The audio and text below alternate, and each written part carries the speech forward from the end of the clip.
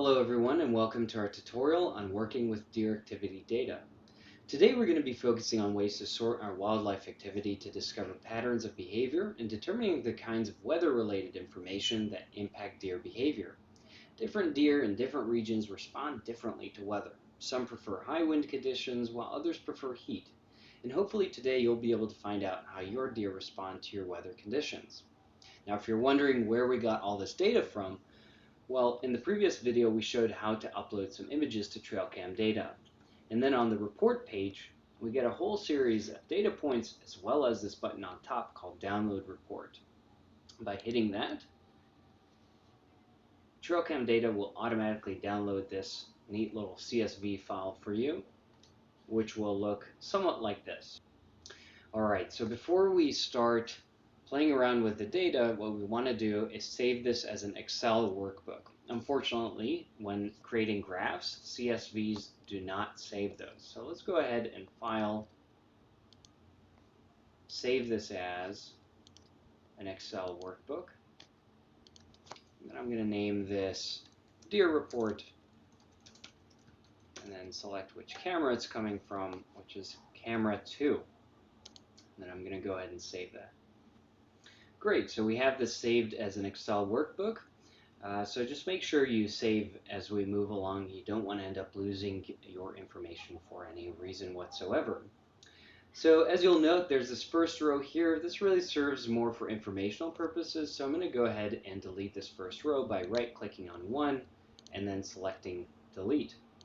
Now, if you download data from multiple cameras, you may want to create an extra column that labels each camera. In fact, I'll just do that. So let's go ahead and right-click on column A, select Insert, and then enter camera name. And all of this data came from camera 2. So I'm going to go and click on this cell, select Control-C, which serves as our copy function, or you can also right-click Copy, and then click and drag all the other empty cells, and then Control-V, paste. Great, so all of our rows have their corresponding camera name. And I'm going to double click on this date column here just to expand it so we can make sure that all the data is there appropriately. So the first area we're going to focus on is to just review the date and time of our deer activity. I usually like to use tabs in my worksheets. This way I don't really get overwhelmed with all the stuff going on my page.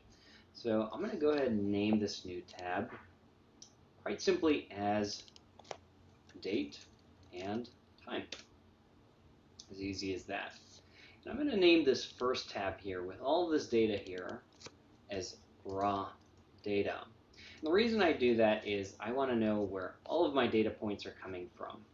And after I have inserted this first column here with my camera name and deleted that first row, I don't really ever want to touch this. I don't want to change any of the data points. All I want to do is use this as my reference.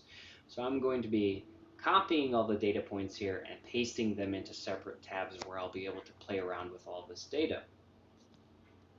So in order to start working with the date and time data, I'm going to go ahead and select the columns with the date and the deer activity fields. In this case, the file name also comes along with it, but we're going to delete that once we paste it into the date and time tab. And then there's this nifty little trick here where I can select Control-Shift and then the down button, and that selects all the data points in these columns. So I'm going to do this Control-C or copy, go to my date and time tab, and then Control-V.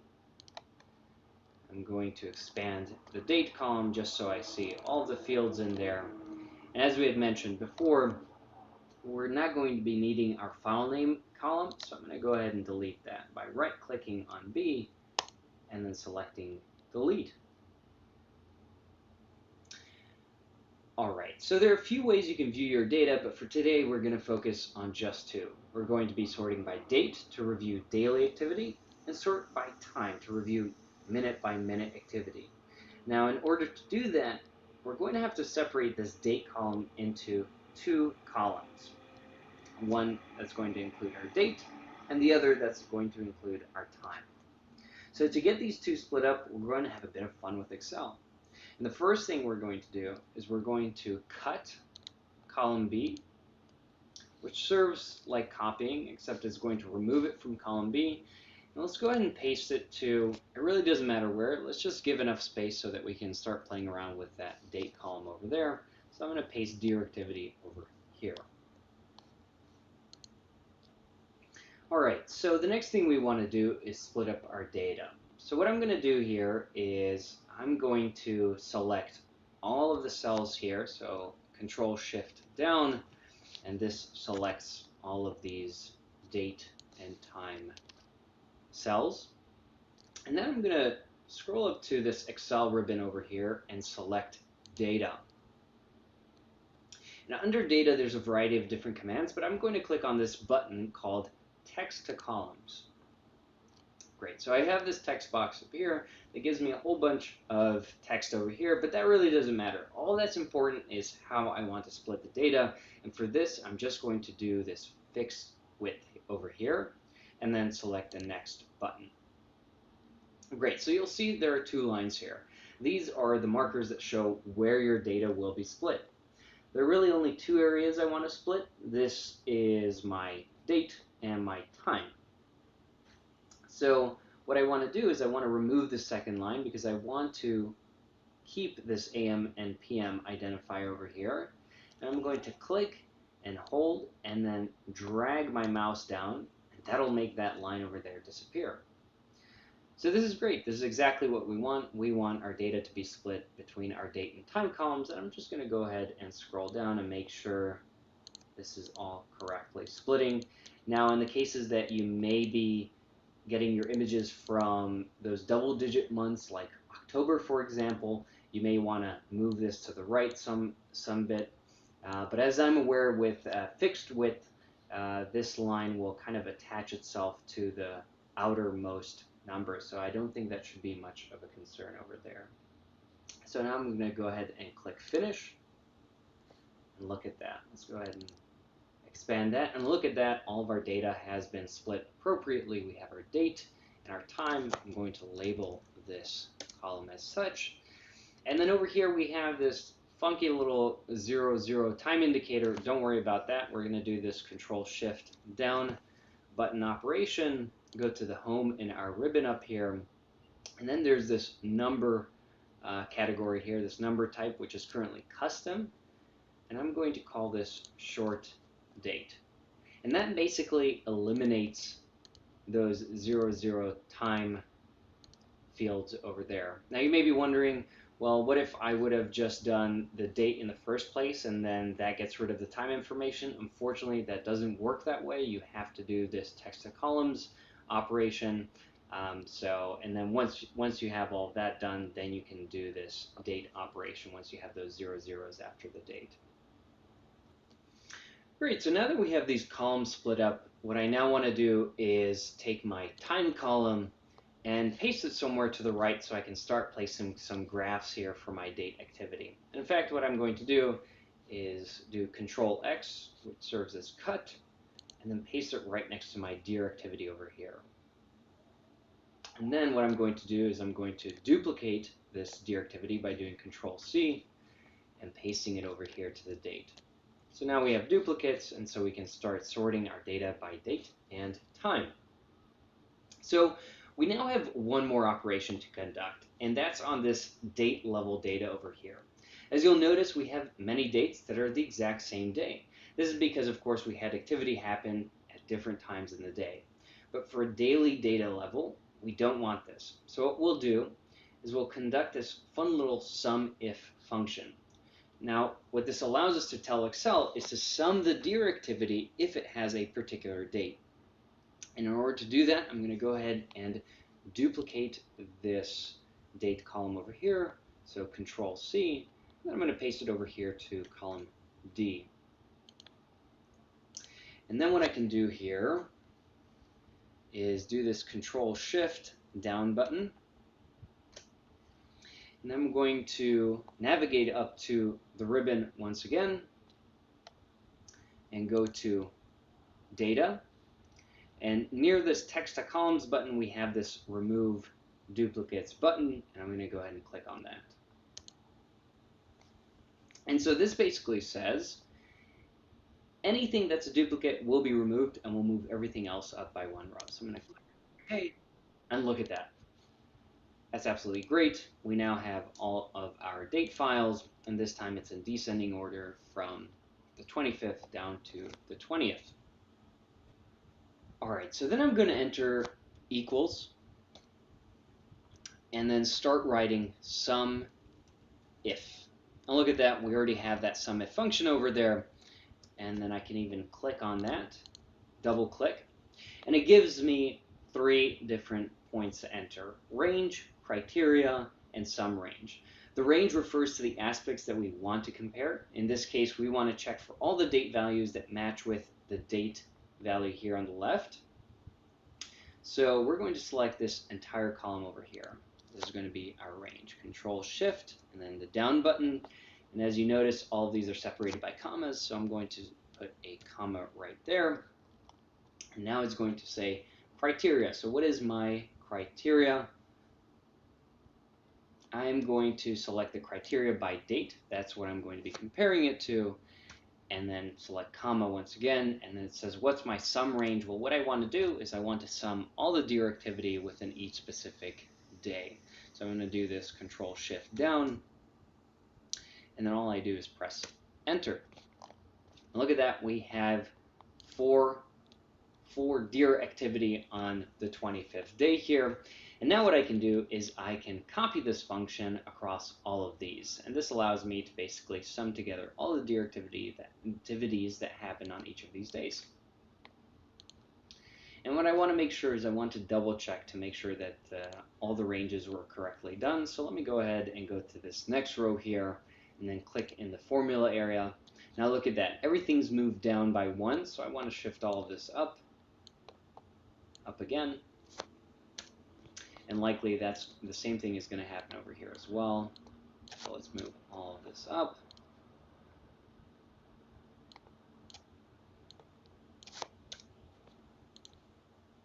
And then second to last one. We're almost there. And then finally this very last one. Great. And then we're going to name this deer activity total. Great. So now we have our date set up, and at this point, I'm just going to go ahead and graph it. Why not? And the way I'm going to do that is go up to my ribbon once again, select Insert, and then I have a variety of different charts here. And what I want is a line chart. Why am I going to use line chart? Well, specifically because this is time series data, right? So we have our 20th to the 25th, and we want to see how all the deer activity moves across all of this time, and bar charts are not necessarily ideal here. And what you'll notice is this has all been organized accordingly from the 20th to the 25th. We're seeing more deer activity happening up front on the 20th and a little bit less later down in the week over there. All right, so now that we've looked at the date data, we're going to look at the time data. And this allows us to see when our deer activity is the most active. And as you can see, there's one thing wrong over here with the time data, and that's this fact that it isn't sorted. So let's go ahead and get that fixed. And all we do is select the 2 columns right over here, time, deer activity, Control Shift down. And then we're going to go ahead and go up to Data, Sort. My data has headers, time and deer activity. I'm going to sort that by time, smallest to largest.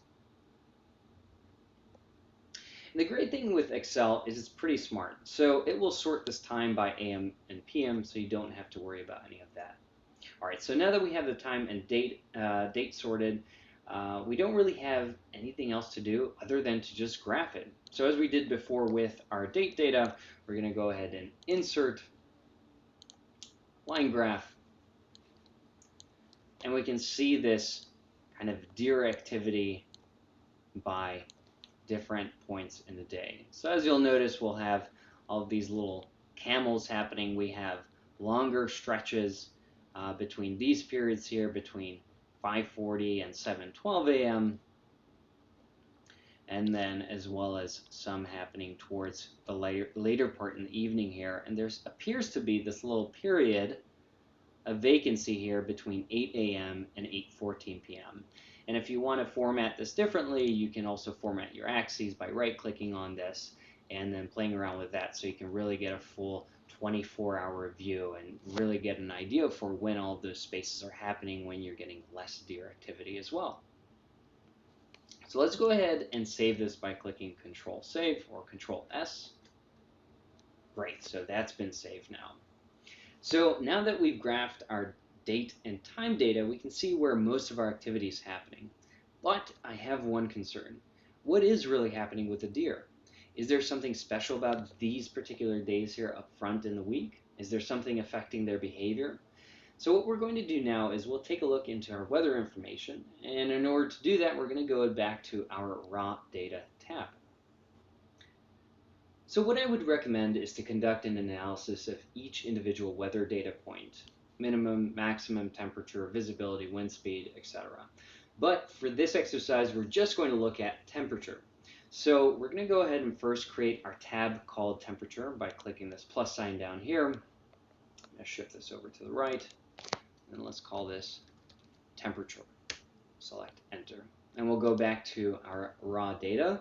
And we'll do the same as before. We'll copy and paste our date, deer activity, and this time we'll also include the minimum and maximum temperature. So let's go ahead and do that. Control Shift down, Control C for copy. We'll go to our temperature tab, and then Control V to paste that.